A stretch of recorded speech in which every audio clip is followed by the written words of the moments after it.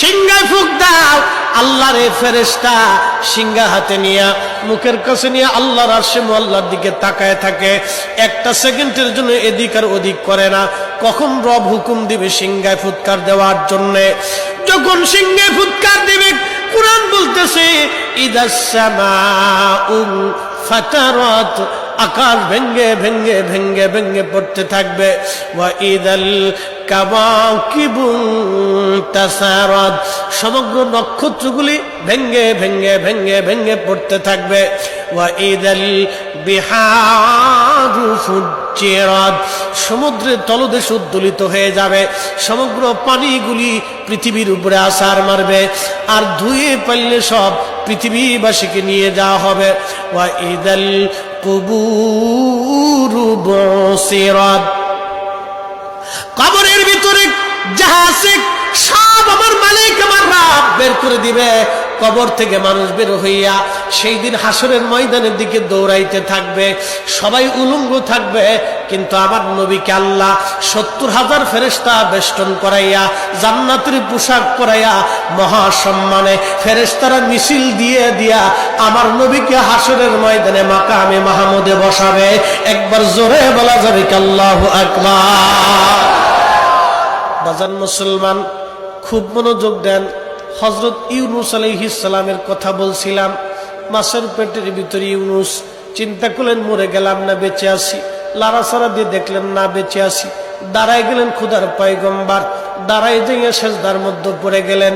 মাছের পেটের মধ্যে সেজদার মধ্যে পড়ে বলতেছে লা ইলাহা ইল্লা আনতা সুবহানাকা। বিপদের দোয়া, কঠিন মুসিবতের মধ্যে যদি পড়ে যান তাহলে খতম ইউনূস এই দোয়াটা খতম দিতে থাকবেন।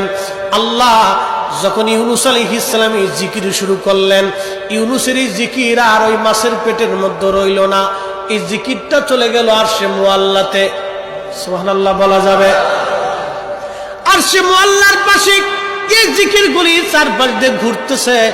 আরশে মুআল্লা ধরে রাখছেন ৪ জন ফেরেশতা কাঁধে করে। এই ৪ জন ফেরেশতা আল্লাহকে ডাক দেবে, বলে রব, আপনার বান্দা ইউনূস তিনি জীবনে ভালো অবস্থায় থাকার সময় আপনার জিকির করেছে, আজকে সে মাছের পেটের ভিতরে পড়ে গভীর সমুদ্রের মধ্যে আপনার জিকির করতেছে। আল্লাহ, ইউনূসের জিকিরের আওয়াজ আরশে মুআল্লার চারপাশ দিয়ে ঘুরতেছে। আল্লাহ, আপনি আপনার ইউনূসকে মাফ করে দেন। আল্লাহ নবী বলেন, উম্মত রে, ওই সময় যদি ইউনূস সেজদার মধ্যে পড়ে এই দোয়া না পড়তেন তাহলে কিয়ামত পর্যন্ত আল্লাহ ইউনূসকে মাছের পেটের মধ্যে ওইভাবে রেখে দিতেন।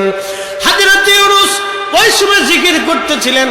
এমন সময় ইউনূস আলাইহিস সালাম ডাক দিলেন, হে রব, সমুদ্রের ভিতর থেকে আপনার জিকিরের আওয়াজ আসে, সমুদ্রের ভিতরে আপনার জিকির করে কে? আল্লাহ ডাক দিয়ে বলেন, ইউনূস, তুমি সমুদ্রের ভিতরে জিকিরের আওয়াজ শোনো।